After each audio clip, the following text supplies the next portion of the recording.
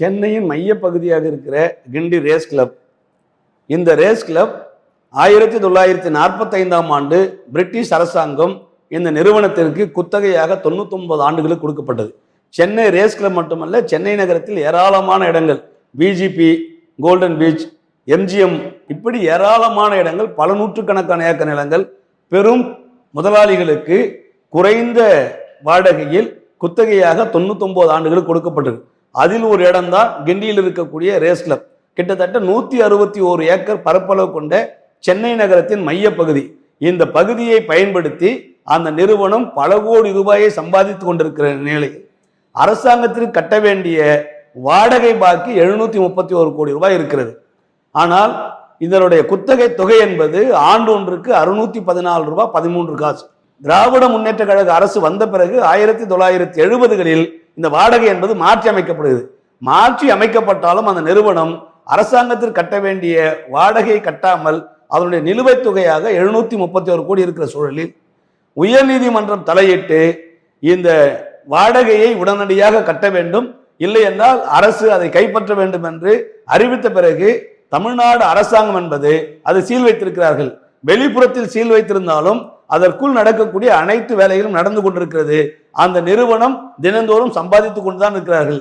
எனவே தமிழ்நாடு அரசாங்கம் உடனடியாக அந்த இடத்தை கைப்பற்றுவதோடு தமிழகத்தில் இருக்கிற ஏழை எளிய உழைப்பாளி மக்களின் குழந்தைகள் தங்களுக்கு இருக்கக்கூடிய அந்த விளையாட்டு ஆர்வத்தை, விளையாட்டுத் துறையில் இருக்கிற ஈடுபாட்டை வெளிக்கொண்டு வரக்கூடிய வகையில் ஒருங்கிணைந்த விளையாட்டு பயிற்சி மையமாக மாற வேண்டும்.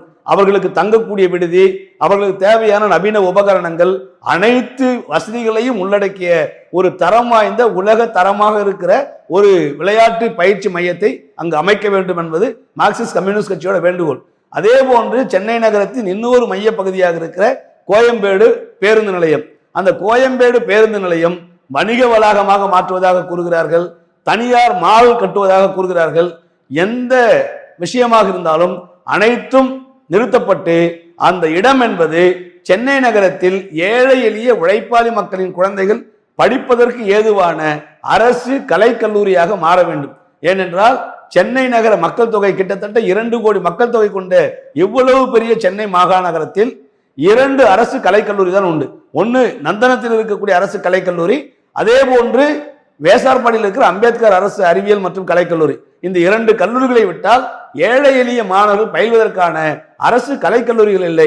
எனவே அந்த கோயம்பேடு பேருந்து நிலையம் என்பது அரசு சார்பில் நடக்கக்கூடிய அறிவியல் மற்றும் கலைக்கல்லூரியாக மாற வேண்டும். அது ஒருங்கிணைந்த மாணவர்கள், ஆண்கள் பெண்கள் இருபாலரும் படிக்கக்கூடிய வளாகமாக மாற வேண்டும். சென்னை நகரத்தில் இருக்கிற ஏழை எளிய உழைப்பாளி மக்கள், தமிழகத்தில் இருக்கிற ஏழை எளிய உழைப்பாளி மக்கள் அவருடைய குழந்தைகளின் திறனை மேற்கொண்டுவதற்கு பயன்படக்கூடிய வகையில் கிண்டி ரேஸ் கிளப் ஒருங்கிணைந்த விளையாட்டு பயிற்சி மையமாகவும், கோயம்பேடு பேருந்து நிலையம் அது அரசு அறிவியல் மற்றும் கலைக்கல்லூரியாக மாற்ற வேண்டும் என்ற கோரிக்கை முன்வைத்து நாளைய மறுதினம் காலை 10 மணிக்கு கிண்டி ரேஸ் கிளப் எதிரில் மார்க்சிஸ்ட் கம்யூனிஸ்ட் கட்சியின் தென்சென்னை மாவட்ட குழு சார்பாக ஆர்ப்பாட்டம் நடத்த இருக்கிறோம். இந்த ஆர்ப்பாட்டத்தில் மார்க்சிஸ்ட் கம்யூனிஸ்ட் கட்சியின் அரசியல் தலைமை குழு உறுப்பினர் தோழர் ஜி ராமகிருஷ்ணன் அவர்கள் பங்கேற்கிறார். இது மக்களுக்கான போராட்டம், இது மக்களுடைய நியாயமான கோரிக்கை, மக்களின் சொத்து மக்களுக்கு பயன்பட வேண்டும் என்ற இந்த போராட்டத்தில் அனைத்து பகுதி மக்களும் பங்கேற்று இந்த போராட்டம் வெற்றி பெறுவதற்கு உதவுமாறு கேட்டுக்கொள்கிறோம்.